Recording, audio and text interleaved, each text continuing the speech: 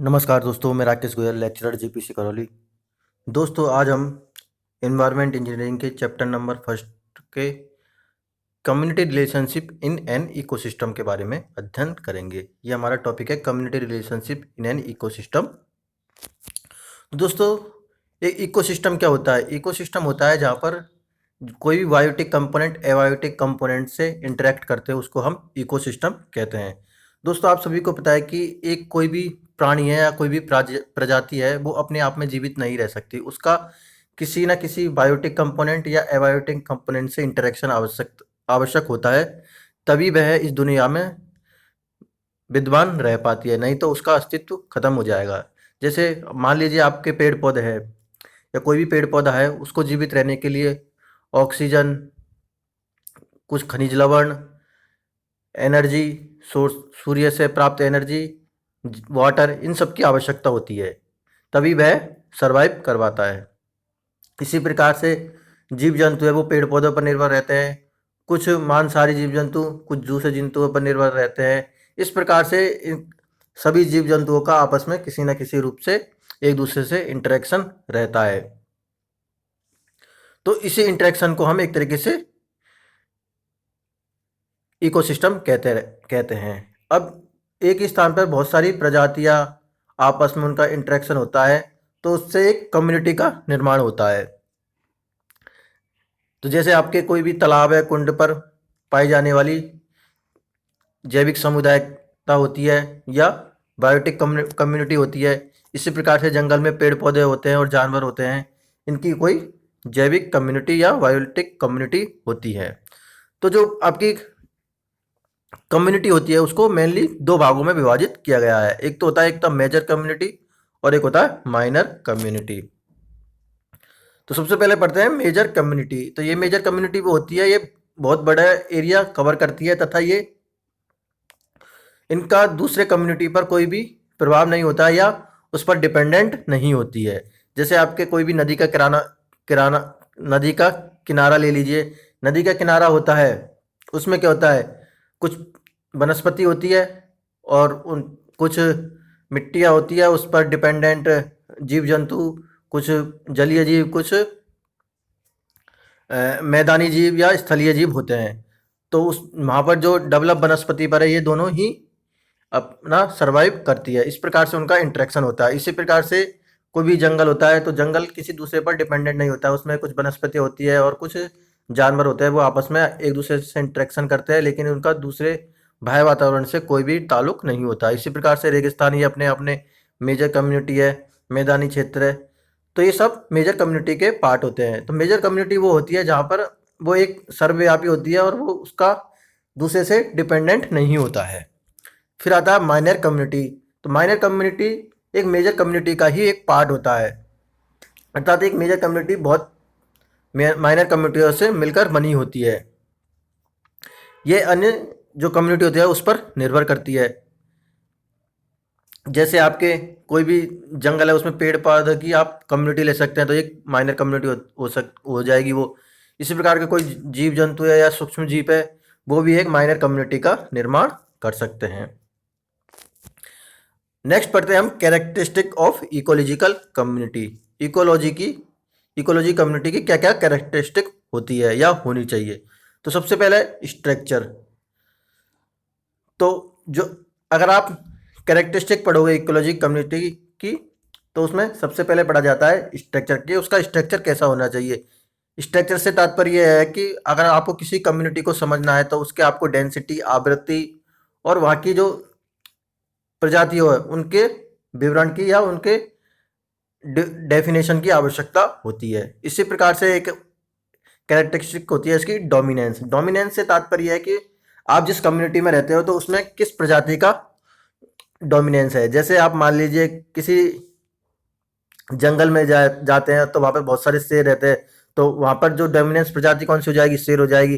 जैसे आप मान लीजिए किसी नेशनल पार्क में गए, जैसे काजीरंगा नेशनल पार्क में गए, तो वहाँ पर बहुत अधिक मात्रा में एक सिंग वाले गैंडे रहते हैं, तो वहाँ की जो डोमिनेंस प्रजाति हो गई, वो हो गई एक सिंग वाले गैंडे। इसी प्रकार से आप रणथंभौर टाइगर में जाते हो, तो वहाँ पर टाइगर एक डोमिनेंस प्रजाति है, तो वो उसकी डोमिनेंस प्रजाति हो जाएगी। तो डोमिनेंस प्रजाति वो होती है जहाँ पर किसी एक जाति का प्रभाव रहता है। नेक्स्ट आता है आपकी वैरायटी। तो किसी भी कम्युनिटी में कितनी प्रकार की वहाँ पर जीव जंतुओं या पेड़ पौधों की वैरायटी पाई जाती है, वो भी एक इकोलॉजी कम्युनिटी की कैरेक्टरिस्टिक होती है, जिनका एक दूसरे से कोई ना कोई संबंध होता है। फिर आता है रिपीटेबिलिटी। रिपीटेबिलिटी से मतलब है कि कोई भी जीव जंतु या पेड़ पौधे है वो अपने जीवन चक्र में, जैसे श्वसन हो गया, उनका प्रोडक्शन हो गया और उनका डेवलपमेंट होता है, तो वो बहुत ही अलग अलग मौसम में, जैसे सर्दी गर्मी बरसात में, वो किस प्रकार से अपने आप को सर्वाइव कर पाते हैं, किस प्रकार से वो अपने आप को रह पाते हैं, उसको बोलते हैं रिपीटेबिलिटी। नेक्स्ट आता है आपका स्ट्रेटिफिकेशन। स्ट्रेटिफिकेशन से मतलब है कि वहाँ पर जो पेड़ पौधों की और जीव जंतुओं की जो प्रजाति विद्यमान है, उनका किस प्रकार से वर्टिकली स्ट्रेटिफिकेशन किया गया है। वर्टिकली स्ट्रेटिफिकेशन से मतलब है कि पेड़ पौधों की उनकी ऊंचाइयों के आधार पर अलग अलग क्लासीफाई किया गया है। कुछ वहाँ पर घास होती है, कुछ छोटे पौधे पौधे होते हैं, कुछ उनसे बड़े पौधे होते हैं और कुछ बड़े पेड़ होते हैं। तो अगर वहाँ पर किसी कम्युनिटी में बहुत सारे बड़े पेड़ है, तो वहाँ पर जो छोटे पौधे हैं उनका डेवलपमेंट नहीं हो पाता है, क्योंकि बड़े पौधे या बड़े पेड़ की छाया, बड़े पेड़ की छाया के कारण सूर्य का प्रकाश नीचे तक नहीं आ पाता है और वहाँ पर नीचे की वनस्पतियाँ डेवलप नहीं हो पाती है। इसी प्रकार से वहाँ पर छोटे पौधे भी हो सकते हैं अगर वहाँ पर बड़े पौधे नहीं हैं। तो इस प्रकार से इनका वर्टिकल स्ट्रेटिफिकेशन होता है।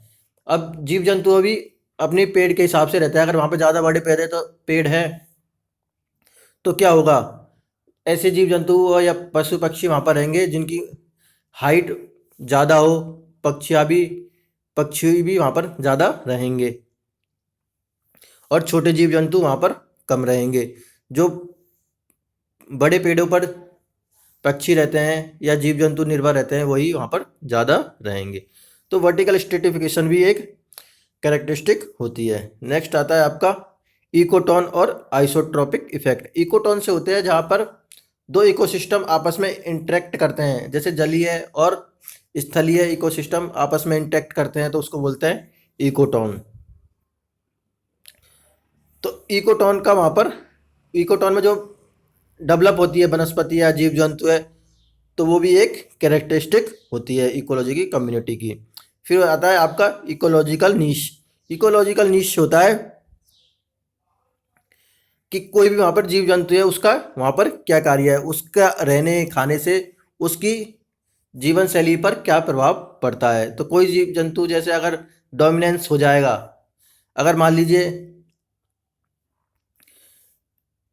आपकी कोई भी जंगल की इकोसिस्टम है, वहाँ पर हिरण खत्म हो जाए, हिरण की आबादी खत्म हो जाए, या वहाँ पर सबसे ऊंची प्रजाति मान लीजिए शेर खत्म हो जाए, किसी भी इकोसिस्टम में शेर या टाइगर खत्म हो जाए, तो वहाँ पर हिरणों की संख्या बढ़ जाएगी। हिरणों की संख्या बढ़ने से क्या होगा, वहाँ पर वो अत्यधिक घास का दोहन करेंगे। इससे वहाँ पर अत्यधिक घास का दोहन करेंगे तो जंगल वहाँ के समाप्त हो जाएंगे और वो जो एक हरा भरा जंगल था वो एक रेगिस्तान में कन्वर्ट हो सकता है।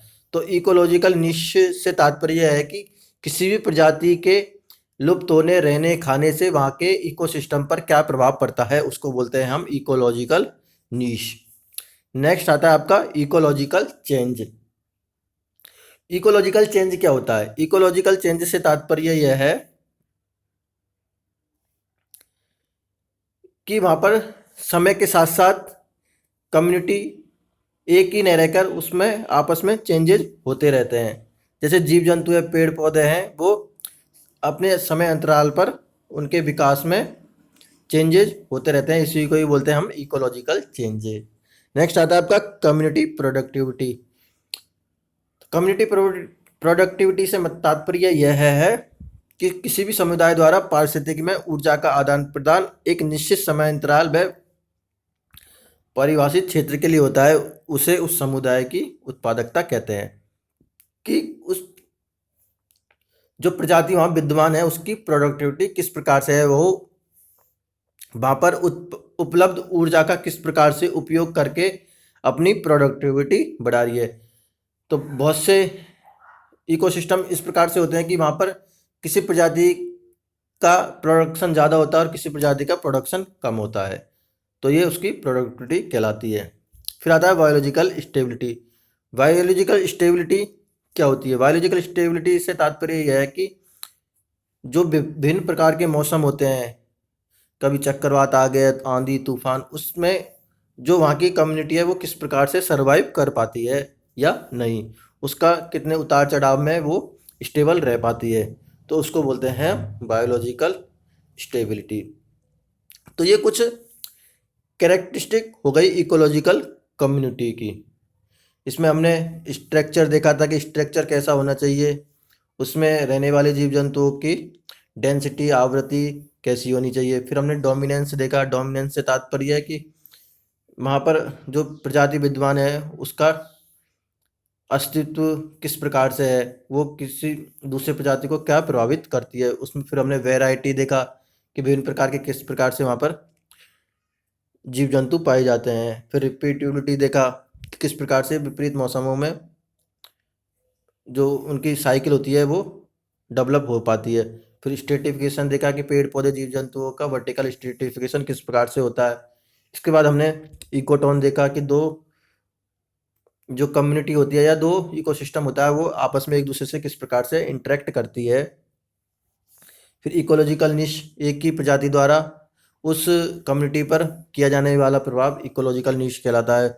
फिर इकोलॉजिकल चेंजेस देखा। इकोलॉजिकल चेंजेस में समय के साथ साथ क्या क्या परिवर्तन हो रहा है। फिर हमने प्रोडक्टिविटी देखी कि उपलब्ध ऊर्जा का किस प्रकार से प्रोडक्शन हो रहा है प्रजातियों में, उसको हम इकोलॉजी कम्युनिटी प्रोडक्टिविटी देखते हैं। फिर हमने देखा बायोलॉजिकल स्टेबिलिटी।